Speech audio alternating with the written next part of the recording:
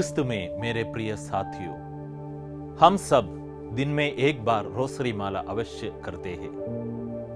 क्या आप जानते हैं कि प्रणाम मरिया प्रार्थना के प्रथम भाग की द्वितीय पंक्ति कहां से ली गई है? इसे किसने कहा था? एक और प्रश्न है आपके लिए। क्या आप ऐसे संत को जानते हैं जिसे स्वर्गदूत गब्रिएल द्वारा सुनाए गए ईश्वर के संदेश पर विश्वास नहीं करने के लिए दंड दिया गया?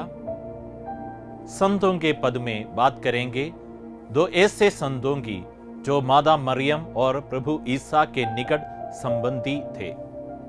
वे संत जिन पर प्रभु ईसा का अवतरण भी प्रकट किया गया था। संत जिन्होंने योहन बपतिस्ता को जन्म दिया। बात करेंगे संत जकरिया और संत एलिजाबेथ की। संत जकरिया और संत एलिजाबेथ के बारे में हम संत लूकस के सुसमाचार अध्याय 1 में पढ़ते हैं। संत जकरिया हारून के वंश के थे और पुरोहित थे। एलिजाबेथ उनकी पत्नी थी। विवाह के अनेक वर्षों बाद भी उनकी कोई संतान नहीं थी। ईश्वर की दृष्टि में वे दोनों ही धार्मिक थे।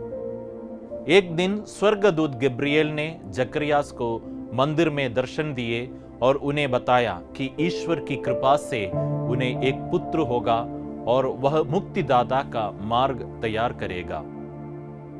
जकरिया और एलिजाबेथ बूढ़े हो गए थे और जकरियास को स्वर्गदूत गब्रिएल की बातों पर संशय हुआ। उन्होंने विश्वास नहीं किया कि इस उम्र में वे संतान को जन्म दे सकते हैं।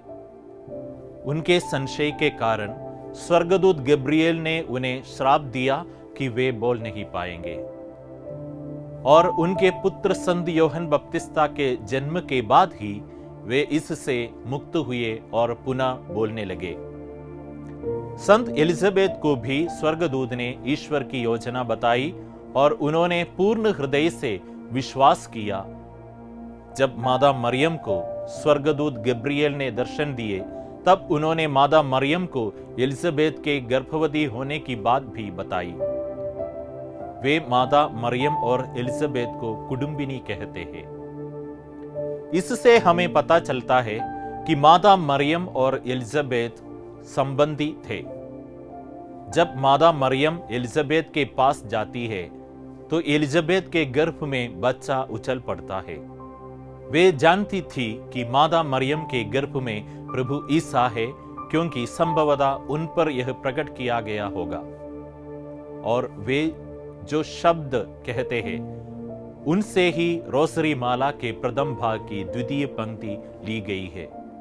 धन्य है तू स्त्रियों में और धन्य तेरे गर्भ का फल। संत जकरिया पितृत्व और धर्माध्यक्षों के और संत एलिजाबेथ गर्भवती महिलाओं की संरक्षक संत है।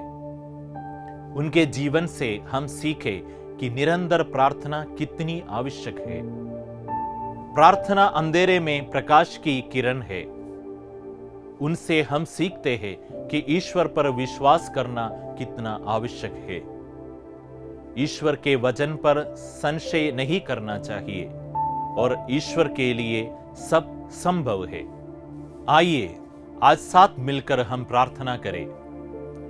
प्रणाम मरिया, कृपा पूर्ण, प्रभु तेरे साथ है। धन्य तू स्त्रियों में और धन्य तेरे गर्भ का फल यीशु। हे संत मरिया परमेश्वर की मां, प्रार्थना कर हम पापियों के लिए अब और हमारे मरने के समय। आमीन।